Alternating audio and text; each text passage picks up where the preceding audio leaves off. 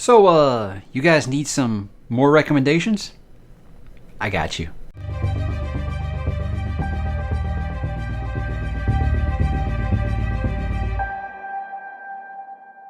Hey, what's up, bookworms? Mike back to talk a little recommendations, and really it's more like, hey, did you love this thing? I got something I think you might like just as much, if not more. Now, I can't take credit for this, guys. This is something that has been on BookTube for a while. Basically, if you love this, try this next. With this one, it's just something that's been recommended a lot, that people would like me to do this. A lot of the people in live stream had recommended that I give this one a go. So I've got about 15 of them here, and these really just are a series that you may disagree on the comparison. It's not really a comparison as much as I'm saying, if you like this one thing, here's something I think you would like too. But the purpose of this, as always, is to get people to try some new series. So I know for a fact I've been one of those who's like, hey, you know what? I love First Law, and I've never been able to find anything that replicates that. So I'm going to try to do that with some other things. So if First Law comes up, we'll find out. Let's go ahead and kick it off, guys. Let's start at the top. So my favorite book of all time, Dune. It's very hard for me to kind of think of something that is similar to this. I would actually say probably Guardians of the Moon would be the closest, but I'm not going to do that to you. What I'm going to do, guys, I'm going to kind of recommend what was the inspiration for Dune, and that is Barsoom, John Carter of Mars by Edgar Rice Burroughs. A very influential story. I think that this character actually influenced Superman, influenced Dune, influenced Star Wars, influenced Avatar. That is the James Cameron Avatar, not The Last Airbender, because I got that comment a lot. But I think you can definitely see the similarities in a lot of things. Our hero kind of going into a new planet and kind of learning the ways of things amongst the indigenous race there. So that's something I think that you can definitely see the comparisons there. And I don't think that it's not going to be as philosophical, obviously, as Dune. Dune is very much, like I would say, it was more of a thinking man's version of John Carter, but it's not, John Carter definitely isn't dumbed down or anything like that. But I definitely think that you just seeing where it comes from, that would be something I think that you'd have a pretty easy time kind of slipping into, and I think that you would enjoy it quite a bit. Next up, guys, now you guys do know that I love me some Star Wars on the channel, and I really like to talk about the EU, which is going to be the expanded universe, stuff that takes place mostly after Return of the Jedi is kind of what I'm focusing on here. I think this comparison comes more a little bit from New Jedi Order timeline, but I think if you enjoyed the Thrawn trilogy and up to that time, I think that you will find plenty of things to like in the Red Rising saga by Pierce Brown. Now, I started with book 2 here because book 1, it feels different than the rest of the series, at least for me. I don't know. I'm going to be doing the reread whenever he announces book 6, which might be soon if you follow him on Instagram. But I think it'll be different on visiting that. But with this one, this is when I first started to feel like, this feels a lot of Star Wars-y in here in that, you know what? It might not be scientifically accurate, but it's just a full-on space opera. And the reason that I compare it to the New Jedi Order is because this was the place where a lot of our heroes from the original trilogy's kids were starting to take the spotlight, and they were growing through the span of this 19-book series. So with this, it is very much, you have your young protagonist, and I know that's why a lot of people start to think that it's YA, but it is not YA. It grows as the characters grow. So I think it's an adult story with young protagonists, and that's what kind of makes me think of the EU there. Specifically this time period, because that's when those characters were kind of coming into their own and learning the ways, and I think that you get a lot of that with this. Ender's Game, you might like it a little bit there too if you liked Ender's Game. Next up, guys, we got one of the favorites on the channel here. This is of course the Dresden Files, Harry Dresden, and I think the reason I picked Death Mass is because this was the first time that I picked up one of those books and I said, you know what, Nicodemus, the villain in that book, feels very much like something out of a Buffy season. And so the comparison I make a lot is Buffy and Angel with Dresden Files. Obviously, if you've watched the first season of Angel when he's just a private investigator, help the helpless kind of thing, you get a lot of that here. You got the blonde, tough as nails cop kind of working with him. A lot of things I'm like, wow, I feel like I have seen this before. But obviously, if you like that, you're going to like that. But what I think that the comparison that I want to make with this one is if you love the Dresden Files, you love Harry Dresden, you got to check out Hellblazer. Now, this is John Constantine, for people who don't know. This is DC Comics graphic novel here by Garth Ennis, that run especially, because I think that John Constantine is very much a more damaged version of Harry Dresden. Instead of being addicted to Coca-Cola. Instead of being addicted to Coca-Cola, he is addicted to cigarettes, obviously. And he's way less plucky. He's not going to have as many pop culture one-liners as Harry, but very much think that Harry Dresden is kind of just a spin-off of John Constantine, in that he's a super powerful guy, but he's going to try to find a way to do the right thing more often than possible. But yeah, like I said, a much more damaged version of Harry, but I definitely think that if you really love a lot of the themes and a lot of the action in Dresden Files, you can't go wrong with John Constantine, because the whole time I'm reading it, that's all I could think is this feels very much like Hellblazer, but specifically that Garth Ennis run. I've talked about John Gwynne on the channel a lot. Now, Faithful and the Fallen, and you kind of mash that up with Sir Thomas Malory's Arthurian legend. So these just kind of seem like, those don't really feel kind of the same until you talk about, if you love these series, guys, or anything about that, or maybe parts of one and parts of the other. I'm reading this right now, but Bernard Cornwell's Warlord Chronicles is very much a historical fiction telling of the Arthurian legend, and it's very different than you would expect. And obviously I'm going to bring up Sir Thomas Malory, because that's where all of these established characters, Lancelot, Guinevere, Arthur, all those things that we know and love, Merlin, all that stuff does come up in there. But the reason I bring this up is because while I'm reading that, I can see now when I talk to John Gwynne why he said that series was very influential to him, because there's lots of things that feel very, very similar in this. Where there's the backstabbing and the betrayal, the different sects, the different all types of regions and lands and kings and all that stuff. And again, just the body count, my God, you guys, the body count is so high in both these series. But it's brutal, it's punishing, and it very much is a cruel world. And I think that when you get into anything like the Arthurian legend, you'll get the people like me who absolutely love Sir Thomas Malory's version of it. No matter what version of Arthur, basically the traditional knowledge of Arthur is really challenged on this, because he does do some interesting twists, especially with Lancelot. But I think that's part of the fun of it, is it is a challenging read if you are married to that source material. But I think he leaves a lot of things up to you to decide. So again, I'm about 2/3 of the series as I am recording this. So very excited to finish that up and see if I continue to like it. But as I'm reading, I'm like, I can see all kinds of things as far as looking for these lost treasures. And then of course, the Bridge of Swords, little things like that John Gwynne kind of dropped. I'm seeing a lot of that from Bernard Cornwell, and I can see why, because it's a fantastic series so far. And I'm very, very excited as a fan of the Arthurian legend to kind of see how he ends it. Now, another series that I absolutely adore and have talked about numerous times on the channel is Anne Rice's The Vampire Chronicles. Really, I'm talking about the first three, the original trilogy, Interview with the Vampire, Queen of the Damned, The Vampire Lestat. This is the time when I felt like The Vampire Chronicles was just like the best vampire works out there. You couldn't be touched, really. Salem's Lot, Bram Stoker's Dracula, and then, of course, this trilogy. I think they're the best vampire stuff I've ever read. And I think she's guilty of it as well. Around the time the vampires got sexy and they stopped being scary is when kind of I fell out of vampire fiction, because I felt like I wasn't the target demographic for it anymore. Well, Jay Kristoff said, hold my beer, and he wrote Empire of the Vampire this year. And if you watch that review, you know I've said I almost feel like this is like the heir apparent to Interview with a Vampire. Feels very similar in that it's a vampire telling his story from, his death into his birth of darkness, as Louis would put it. And I think that this was just a hell of a surprise of how good this was. It's kind of led me down that rabbit hole where I'm reading all of Jay Kristoff stuff now. And I've actually talked to him on the channel. Awesome guy. But this book, guys, was just very... if I had read it earlier, it might have had a shot at my book of the year last year. It was so good because it made me think of the Vampire Chronicles and just how dark and gothic it really, really was. A lot more bad language in this, but I think that's a Jay Kristoff speciality. So, I don't think that anyone who loves Anne Rice is going to have a hard time really enjoying that book. I think you'll like it quite a bit. All right, next up is something that I covered on the channel recently. This is Tad Williams' memory, Sorrow and Thorn. And I know you guys heard me talk numerous times about how, hey, my brother said this is just a Song of Ice and Fire. I'm sorry, A Song of Ice and Fire is a ripoff of this. So you think, hey, he's easily going to make that comparison, correct? No, not at all. When I read Dragonbone Chair, I could not help but think of Assassin's Apprentice by Robin Hobb. I think that I haven't gotten far. I've only read Farseer, so I can't go enough to say that the whole realm of the Elderlings feels like Memory, Sorrow, and Thorn. But I'll say that Farseer does remind me a lot Memory, Sorrow, and Thorn. Not quite as epic as this, because this does have a much bigger cast than just this first trilogy does.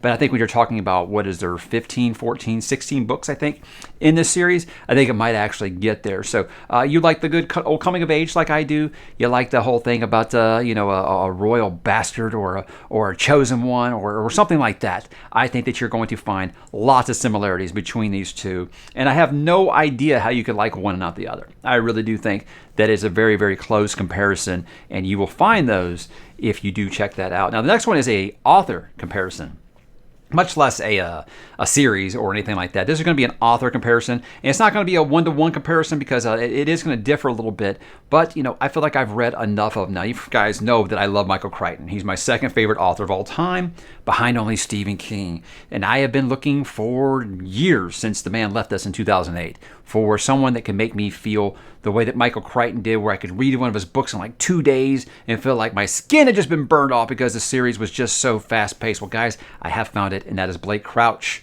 There is zero chance that you can like Michael Crichton and not love Blake Crouch, because I feel like it is the heir apparent. If Michael Crichton was still writing today, I feel like he would be writing what Blake Crouch is writing, and that he can put really complicated science in his books, make it in a way that you can understand, not dumb it down, but he can put it in a way that you can understand, and he can just melt your face off with how fast-paced his books are. So he's always going to make something scientific be like the main. Basically, he's going to write himself into each book. He's going to write a scientist into each book as a protagonist, and he's going to make science be like the biggest character in his stories. And I've seen that now. I've read, 6 or 7 Blake Crouch books, and I've loved them all. So, yeah. That's the highest compliment I can give if I say that you are similar to Mr. Crichton, because that's going to be something that I absolutely love. These are great guys because you can burn through them in a couple of days. It doesn't require much of a commitment, but you are looking for, a master of the sci-fi thriller, the techno thriller, if you will. I think we have found that heir apparent in Mr. Crouch. This one's going to seem kind of like a cheat, because it's sort of kind of the same author.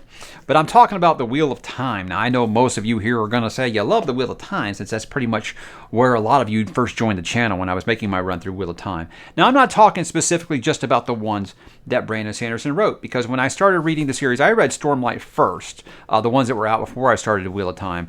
And that's why I said I can see why they picked Brandon Sanderson to finish this, because I get a lot of the same vibes at the beginning of Way of Kings that I did when I was reading The Eye of the World. And it's much grander, I think, that this is. The magic and the scale of the world is much bigger at first than Eye of the World, but where the series would go to, I see a lot of comparisons between these two. So I'm not talking just about the Brandon Sanderson books. That's why I feel like I can make this comparison. Say you finish Wheel of Time, you're looking for something, to pick up after that. Stormlight Archive would be perfect for you. I think there's no chance you won't love it if you liked Wheel of Time. You're going to have a great time with this. It feels like the same kind of tone, same kind of atmosphere, the same emphasis on magic and characters. So, definitely a high recommend for both series, and I think you'll be very, very happy. A series that, this one's going to be kind of funny, because most people know that I was lukewarm on Name of the Wind. Lukewarm on it. I think that the man has a magnificent pen. He can write a beautiful set of words. And I've heard people be like, he could write the phone book, and I would have or he could describe grass growing, and I would read that. Well, that's what the story in this felt to me. It was like watching grass grow. So I'm always going to be story and characters first over prose. So when I found a series I felt like did everything that Patrick Rothfuss did. He writes just as beautiful. He is doing a character recollecting their story, but he decided that he was going to put a really good story behind it as well. And that, of course, is the Sunnier Saga by Mr. Christopher Rocchio, starting especially with Empire of Silence. Now, this gets a lot of criticism from people saying it's just a Name of the Wind ripoff. I disagree. That's not why I'm making that comparison. I think they have similar writing styles. And I think that, it does have the whole thing. If you'd like to hear a character recount their life story, this kind of goes through that. And I do love this first book because it is very much, a character study of our main character. And you know what? It's much more believable, I think, than the main character in this one. So it really isn't a thing saying that, hey, I don't like this, but I did like this. I just say, if you like this, I think you're going to love this. because I was lukewarm on this, and I thought this was phenomenal, and it gave me everything that I wanted out of this book. But I definitely don't think it's a copy. I think that's a very, very poor comparison. But yeah, you guys that are wordsmiths, you're going to love this. If you are really looking for a really, really great technical writer, I think Rocchio will make you very, very happy. All right, how about a little bit of horror for you guys? Now, I love H.P. Lovecraft. I think the guy is very much instrumental to the movement as a whole. But, even he had to have some influences, right? So I talked about Algernon Blackwood on the channel, but I think that what I want to kind of reach back for, guys, is a very important author that you all should read, and that is Edgar Allan Poe. Now, obviously, this is going to be a little more poetry and stuff than Lovecraft is, but it is just as terrifying. And I always say, this guy, his writing was ahead of its time. This guy's was really ahead of his time. You got to think about when he was writing this stuff, people were like, oh my gosh, what are you thinking of? So many of his stories have been riffed on and just flat out ripped off over time. It's still being done today. So, it is going to be a little bit tougher of a read, I think, if you're not into reading poetry. But I think that Poe puts it in a way that everyone can really appreciate. So, it's always important, guys, if you're into a genre, to go back and look at the pillars of that genre. And these guys are titans of the horror genre and kind of everything that we know and love about it today. Now we get into one of my favorites here, of course, one of my favorite series of all time, A Song of Ice and Fire by Mr. George R. R. Martin. Now, is there another series like this? That's always a thing. You always hear everything, it's Game of Thrones meets blank. Well, that's just a terrible, terrible tagline because it's almost never true. But when I was really, really frustrated about waiting for A Dance with Dragons, which is hilarious in hindsight, I was just looking for anything new that could kind of scratch that itch, and someone recommended the First Law trilogy to me.